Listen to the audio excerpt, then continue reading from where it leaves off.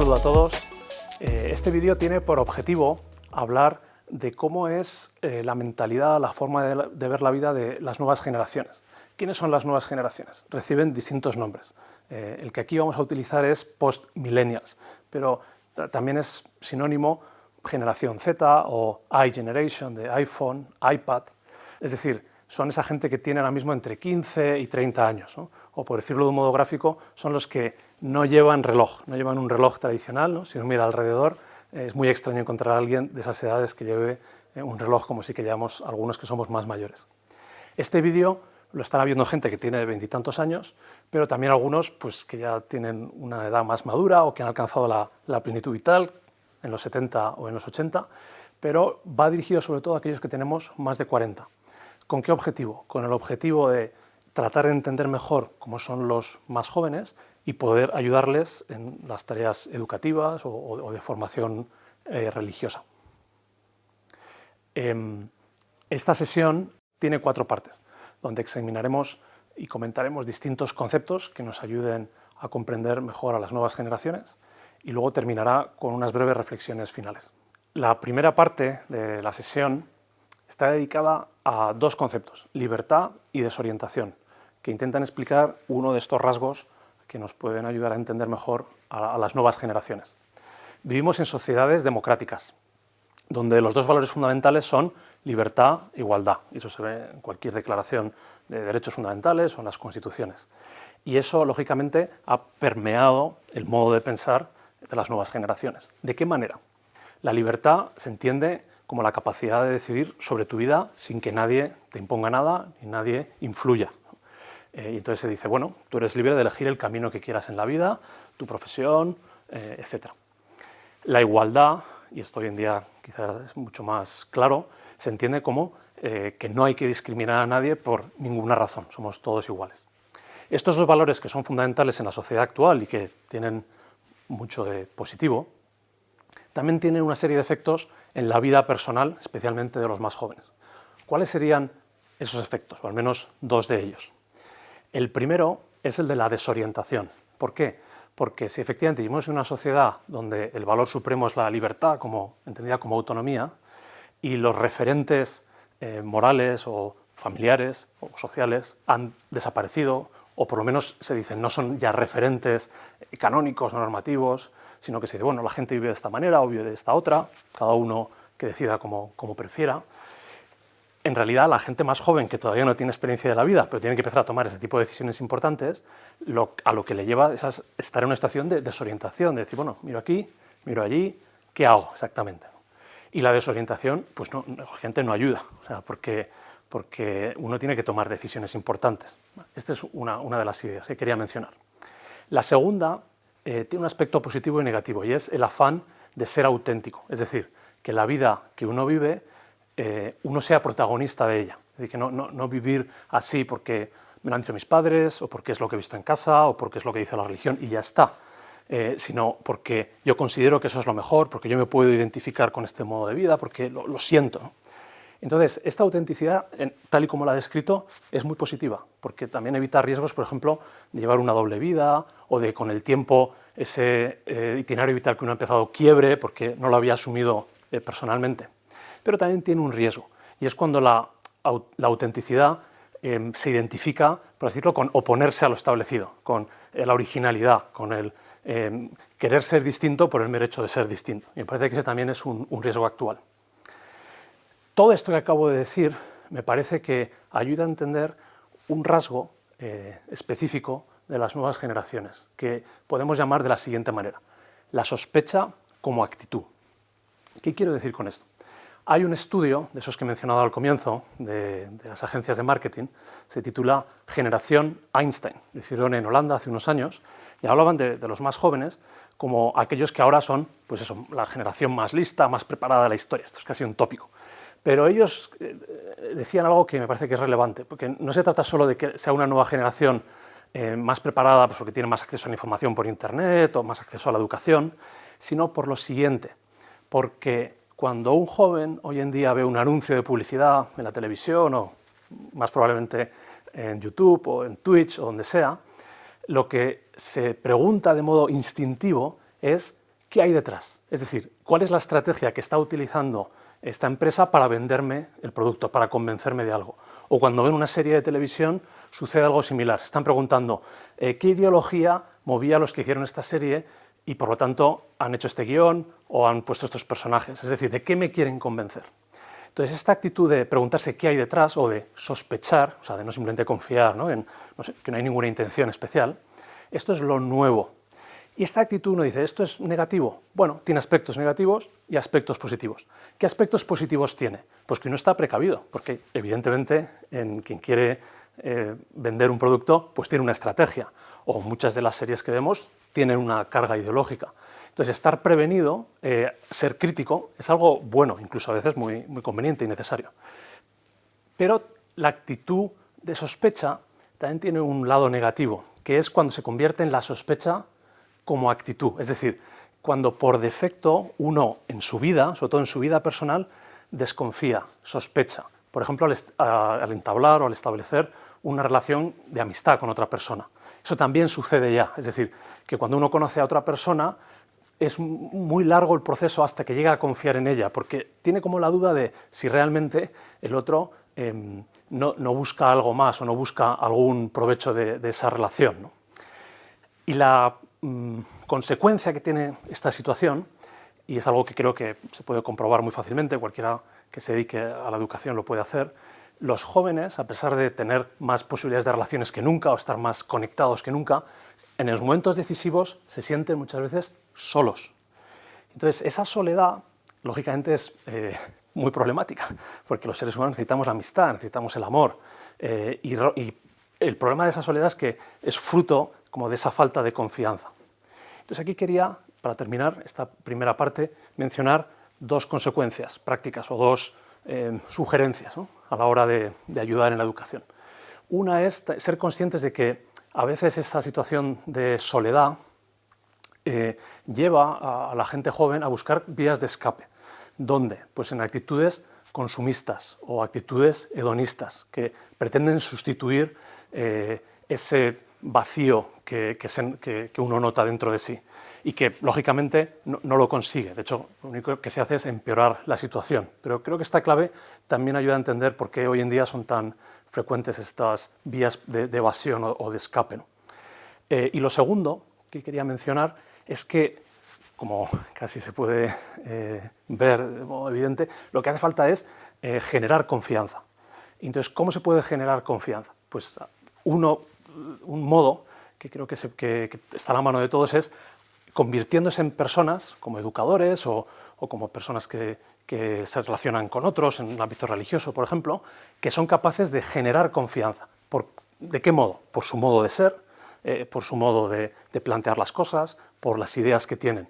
Y creo que también todos tenemos la experiencia de que ante esas personas que son capaces de generar confianza, los jóvenes se sienten muy atraídos, porque es lo que están buscando. O sea, se sienten solos, por un lado, y por otro lado necesitan tomar decisiones importantes y no tienen orientación. Entonces, cuando ven a alguien que les da confianza, acuden a esa persona o ese grupo de personas y escuchan. Y me parece que también se puede decir que la nueva generación, y eso es un rasgo positivo, en comparación con generaciones, la mía, por ejemplo, tiene las antenas abiertas. Quizá en otras generaciones, por lo menos la mía, estamos más cerrados, cada uno estaba encasillado en su postura ideológica. Hoy en día, para bien o para mal, hay una apertura que responde ante el descubrimiento de alguien en quien se puede confiar. Vamos a hablar también de dos conceptos, de relativismo y emotivismo. El relativismo es muy conocido, no hace falta que me detenga, vivimos en una sociedad relativista, las personas piensan que no hay modo de aclararse acerca de qué es lo bueno y lo malo, qué formas de vida son mejores y peores. Eso creo que es conocido por todos. Ese relativismo a lo que lleva, eso es en lo que me quiero centrar, es a algo que en ética se llama emotivismo. El que acuñó ese término en la época contemporánea es Alasdair MacIntyre, en su libro Tras la virtud, cuya lectura recomiendo al menos el primer capítulo, los primeros capítulos, donde explica esto muy bien. ¿Qué es el emotivismo? Entonces, lo que me gustaría es aclarar que el emotivismo, a pesar de que la palabra pueda parecer que indica eso, no es el sentimentalismo. ¿Los jóvenes son sentimentales? Pues yo me atrevería a decir, pues casi por definición. O sea, cuando uno es joven, ¿no? Pues pasa por una época de adolescencia, ¿no? De experiencia, de donde pesa muchas veces más eso, los sentimientos que la razón. O sea, que eso va unido al desarrollo de la persona joven, ¿no? Ahora, antes y diría que en el futuro. Lo nuevo, una vez más, de la época actual, no es este sentimentalismo, sino el emotivismo. Entonces, ¿qué es el emotivismo? El emotivismo es una situación en la que la distinción entre lo bueno y lo malo no se hace en base o teniendo en cuenta la razón, sino los sentimientos. Por eso la posibilidad de confundirlo con el sentimentalismo, pero es algo distinto. Lo voy a explicar con un ejemplo. Una vez en clase presenté un tema ético controvertido, debatido en la sociedad, y dedicamos un par de horas, de modo muy dialogado con los alumnos, a hablar, digamos, de las razones a favor y las razones en contra acerca de esa cuestión muy controvertida y debatida. Y después de toda la discusión y coloquio, que fue muy amable, llegamos a una conclusión. Tratar lo distinto como distinto no es discriminatorio. Repito, tratar lo distinto como distinto no es discriminatorio. Entonces dije, parece que estamos todos de acuerdo, por lo que habéis ido diciendo y hemos ido hablando, que esta es la conclusión y que esta es, digamos, el principio ético que hay que seguir. Entonces hubo un silencio y de repente levanta la mano una de las alumnas y muy amablemente me dice, esto que usted dice es verdad, es correcto, es la conclusión a la que hemos llegado, pero yo no estoy de acuerdo. Entonces tengo que confesar que en aquel momento entré en crisis de identidad profesional porque a un filósofo al que le dicen que es capaz de hacer un buen argumento, que convence, pero que no sirve para nada, porque uno no está de acuerdo, pues su profesión pierde completamente sentido. Bueno, más allá de la broma, que es real, me parece que esta anécdota, o sea, este sucedido, ilustra muy bien qué es el emotivismo. Es decir, la situación en la que está una persona, y creo que las nuevas generaciones se encuentran de modo general en esa situación, donde uno, con su intelecto, con la razón, reconoce algo como, en este caso, correcto, no tratarlo distinto como distinto no es discriminatorio, pero enseguida lo aplica a una serie de personas que conoce o que ha visto en la televisión, en el ámbito de la discriminación, por eso digo que era un tema debatido, y dice, no lo puedo aceptar. ¿Por qué no lo puedo aceptar? No lo puedo aceptar porque, por así decir, mis entrañas, o sea, mis sentimientos en el sentido más profundo, me lo impiden, ¿no? Porque me convertiría en un discriminador, en alguien que discrimina a otros, y eso es lo peor, lo intolerable, aunque mi razón me diga, en este caso eso no es discriminación. Bueno, me parece que se entiende cuál es el problema del emotivismo, ¿no? ¿Qué se puede hacer? ¿O de qué modo se puede ayudar a los más jóvenes en esta situación? De la siguiente manera, es una propuesta. Teniendo en cuenta que a la hora de educar en ética, que es a lo que me dedico, o de dar formación religiosa, no bastan los argumentos. Los argumentos son necesarios, siempre, pero hoy en día no son suficientes. Hay que apelar a la experiencia. Es decir, el único modo, por así decirlo, de contrapesar esa fuerza que tiene, ¿no? las entrañas, el sentimiento, el emotivismo, es que las personas experimenten que no tratar, mejor dicho, tratar de modo distinto lo distinto no es discriminatorio. Entonces habrá que poner ejemplos, habrá que ver casos, habrá que apelar a sus propias experiencias, y eso, dicho con respecto a situaciones, digamos, como conflictivas o muy debatidas en la sociedad, y otras cuestiones pues, más básicas, ¿no? La idea que me gustaría proponer es la de que en la educación, sobre todo en la educación ética, moral, religiosa, no basta los argumentos, sino que también hay que tener muy en cuenta la experiencia y educar a partir de la experiencia. En la tercera parte de esta sesión vamos a hablar también de dos conceptos, que son la ausencia del padre y la fragilidad. Y esto sí que son dos características muy específicas de los más jóvenes hoy en día. Las otras características, aunque también se referían a la generación más joven, pero muchos podrán decir, bueno, esto ya sucedía hace 15, hace 20 años, y es cierto. Esto que voy a decir ahora quizás sí que es más específico de las nuevas generaciones actuales. Empiezo por la ausencia del padre. Y aquí comienzo también con una recomendación. Hay un libro que se publicó hace poco, se titula De tal palo, escrito por Javier Slater, y me parece muy recomendable, porque explica de un modo muy accesible que en la sociedad actual hay una ausencia de la figura paterna. Y esto en dos sentidos. En sentido estricto, porque hay una crisis de la familia tremenda y muchas personas se han criado en sus casas sin un padre, o el padre no ha estado presente totalmente. Pero, y esto es lo más relevante, incluso en aquellas familias donde han estado presentes el padre y la madre, la figura del padre, el rol del padre, no ha sido el propio de la paternidad. Esto sería largo de explicar y no puedo hacerlo aquí, remito a ese libro y algunos otros que se han publicado recientemente también sobre este tema, pero básicamente la ausencia de la figura paterna, que siempre es la figura que, pues decirlo, le corresponde poner límites, ¿no? Dar seguridad, vamos a dejarlo ahí, tiene como consecuencia que en las nuevas generaciones hay una gran fragilidad.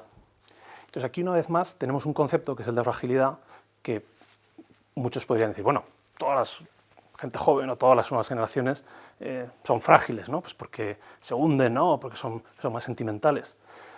En realidad me parece que ayuda mucho distinguir fragilidad de debilidad. Y una metáfora aquí nos puede ayudar, que es la diferencia que hay entre el cristal y la arcilla o la plastilina. O sea, la arcilla y la plastilina son débiles, son maleables. El cristal no, pero el cristal es frágil. Entonces, ¿qué diferencia hay? De lo que estamos hablando es de que las nuevas generaciones actuales son frágiles, no de que sean débiles, que quizá también lo son, incluso a riesgo quizá de equivocarme o de que no todo el mundo esté de acuerdo, también es una característica de la juventud, por así decirlo, la flojera, la debilidad, la comodidad, son épocas, ¿no?, por las que uno tiene que ir pasando en el proceso de maduración. Y no es que eso sea bueno, porque si uno se instala en la comodidad, pues no acaba de madurar, pero son fases por las que hay que pasar. En cambio, la fragilidad es algo más novedoso. Entonces, ¿en qué se refleja esta fragilidad y qué tiene, digamos, de problemático? Voy a mencionar dos aspectos. El primero es el de que los jóvenes enseguida personalizan. Entonces, ¿qué quiero decir con esto? Por ejemplo, cuando en una clase de ética o de religión o de moral católica se pone algún ejemplo donde se dice, bueno, pues este tipo de vida o este comportamiento, esta acción, pues no es buena, es mala, ¿no?, o no es lo que a uno le conviene, lo personalizan los que lo escuchan. ¿Qué significa que lo personalizan? Que, por ejemplo, si uno dice, en la sociedad actual tenemos una crisis de la familia, ¿no?, porque el divorcio está muy extendido, y eso no es bueno para nadie. O sea, nadie, digamos, se alegra en principio de que una familia se rompa, todos sufren, ¿no?, los padres, los hijos. Pero, sin embargo, cuando en una clase o en la formación alguien escucha, habría que intentar no divorciarse o trabajar para que en la sociedad haya menos divorcios, parece que uno está, al decir eso, como tachando, ¿no?, o como poniendo una etiqueta de que quien se divorcia o quien se ha divorciado es malo. Y todos conocen gente que se ha divorciado, en su propia familia, en sus amigos, en sus colegas, ¿no? Y entonces se produce también como una distorsión por esa personalización que hace más difícil que acepten o que entiendan verdades que son fundamentales en el ámbito, pues, ético, ¿no?, religioso o social. Por decirlo con una frase, o sea, los conceptos de bueno y malo se han convertido en conceptos demasiado duros. Entonces, ¿qué hay que hacer? ¿Renunciar a ellos? No, o sea, pero sobre ética no se puede renunciar a ellos, pero hay que tenerlo en cuenta. Hay que tener en cuenta que cuando uno emplea el término esto es malo, ¿no?, o esto es un vicio, pues eso es recibido por quien lo escucha, si es joven, del modo que acabo de explicar. Y lo segundo que quería mencionar a este respecto es también algo quizá más conocido, que es que vivimos en una sociedad que tiende a hiperproteger a los más jóvenes.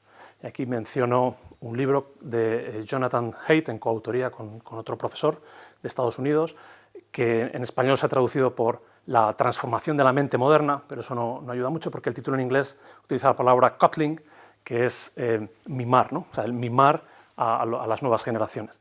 Entonces, también esto es conocido, daría mucho de sí, aquí no hay tiempo de desarrollarlo, pero es un hecho, que a los más jóvenes, desde todas las instancias familiares, educativas y la sociedad, se les hiperprotege. Y eso tiene como consecuencia la fragilidad, o sea, porque al estar hiperprotegidos no están expuestos, digamos, a los peligros de la vida, que es lo que nos hace madurar. Entonces, evidentemente, esta situación de hiperprotección es negativa y todo esto, este autor que he mencionado y muchos otros, lo que promueven es que a los jóvenes, de modo razonable, pues claro, se les ayuda a tomar sus decisiones, se les dé libertad, se fomente eso que decía al principio, ¿no?, que tengan como más afán de autonomía, de arriesgar, de aventura. Pero aquí lo que quería matizar es que quizá quienes tenemos más de 40 años lo entendemos, esto que acabo de decir, esta necesidad de no hiperproteger, como un, si se me permite la expresión muy coloquial, ¿no?, leña al mono, ¿no? Que es una cosa que yo, por lo menos cuando era joven, escuchaba, ¿no? O sea, la educación con sangre entra, ¿no? Nos hemos pasado, ¿no?, de ser demasiado comprensivos, ¿no?, con palabras blandas. Entonces, quizá nos hayamos pasado, ¿no?, y eso es lo que estos análisis detectan, pero la solución, puesto que nos hemos pasado y que los jóvenes son como son, no es, por así decirlo, dar un salto de repente, ¿no?, y volver a modos anteriores que no van a funcionar porque ya hay una fragilidad instalada culturalmente en las nuevas generaciones. Entonces uno dice, bueno, ¿qué hay que hacer? Entonces me atrevería aquí a sugerir generar esperanza. Es decir, que a la hora de proponer un discurso ético, un modo de vida o hablar de lo que no está bien, no se haga simplemente de un modo como normativo, sino que también se haga siempre acompañado de la esperanza o que sea un discurso esperanzador. ¿Y qué quiero decir con esto? Quiero decir que los jóvenes, por lo menos esa es mi experiencia y creo que la de muchos, son idealistas. O sea, cuando escuchan discursos de cómo vivir y de por qué vale la pena vivir y cómo orientar la propia vida, les interesa. A veces no lo escuchan, pero cuando lo escuchan les interesa. Pero también se da cuenta de que es difícil y encuentran dificultades en su vida propia, en la sociedad que les rodea, y lo que sucede con frecuencia es que ante esas dificultades, en vez de crecerse, tiran la toalla.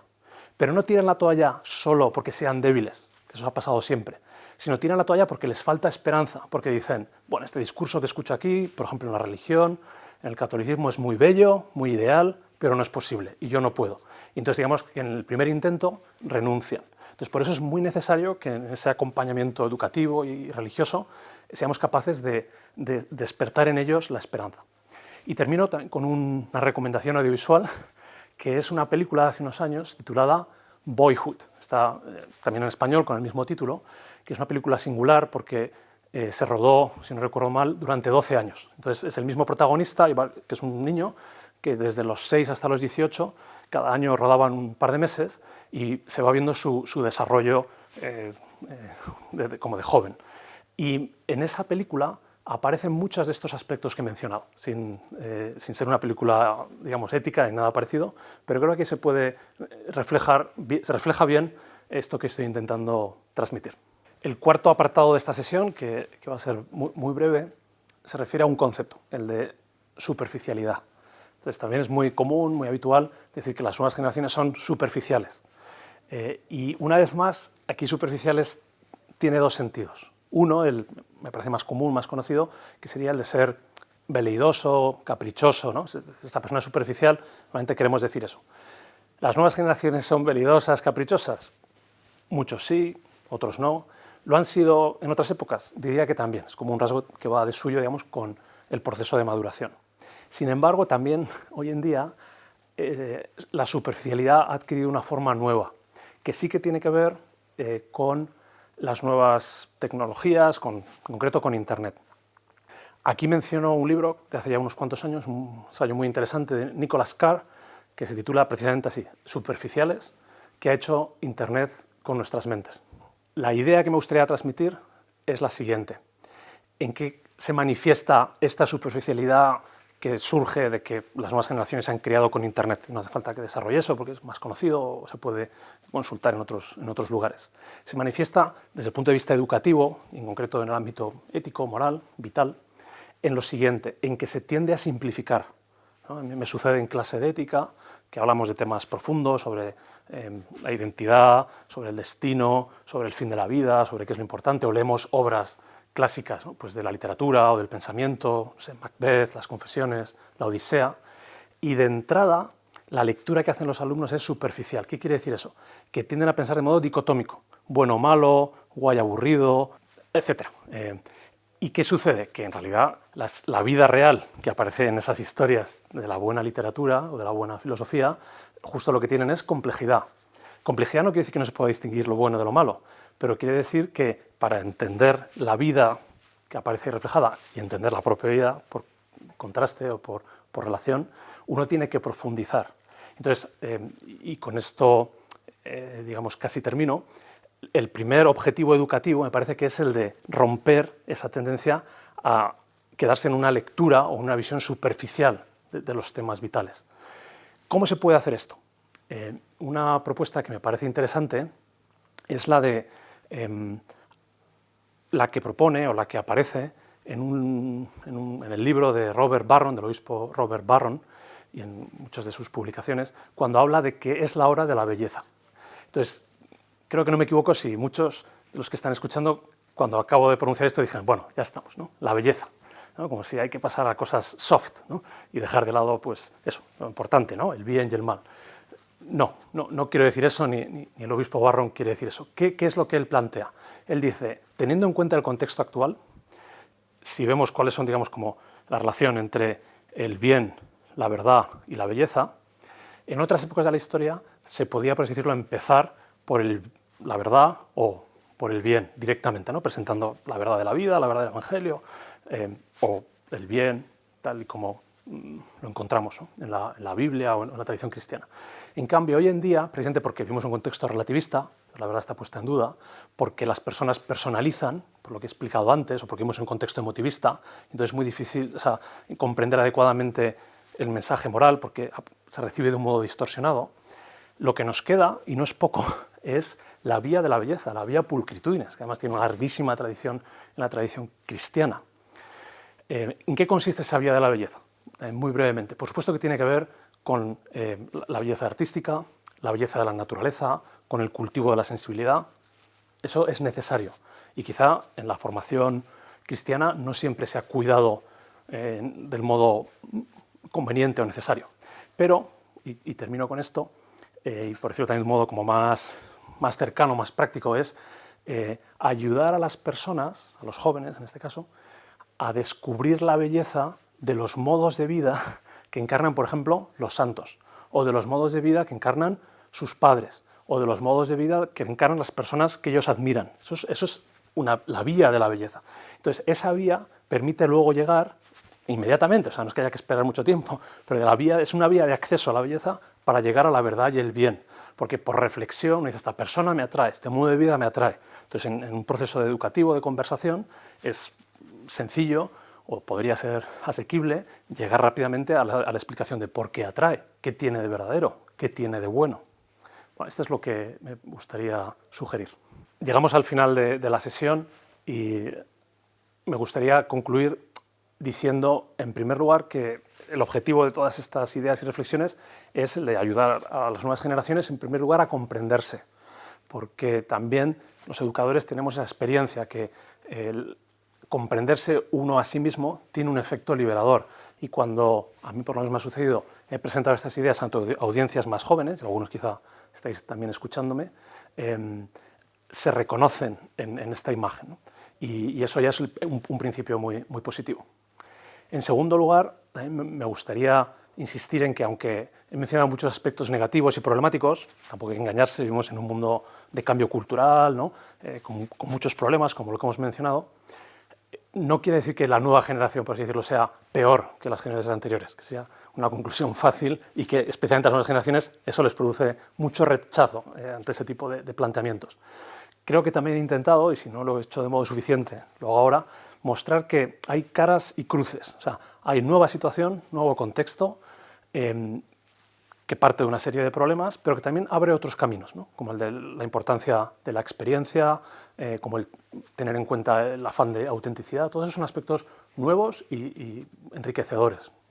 Y por último, si se me permite, si alguien preguntara, bueno, pues que los jóvenes cambien, ¿no? O sea, que hagan algo, ¿no? Creo que esa queja, que yo la he escuchado, es muy propia de quienes tenemos ya más de 40. En realidad, la culpa, si es que hay algún culpable, porque en estos procesos, digamos, culturales y sociales no hay un único culpable, la culpa de que las nuevas generaciones sean de esta manera es nuestra. O sea, es de la generación de sus padres, porque les hemos criado de esta manera, hemos configurado las leyes de esta manera, hemos educado de una cierta manera. Entonces, que, por así decir, la carga de la responsabilidad para ayudar a los jóvenes en estos problemas que vemos está en los educadores, en los que tenemos ahora eso, pues más de 40, por decirlo con una cifra. En cualquier caso, espero que este vídeo haya sido de utilidad, y también si alguno tiene interés, estaré encantado de hablar con él o de entrar en contacto con él. Muchas gracias a todos.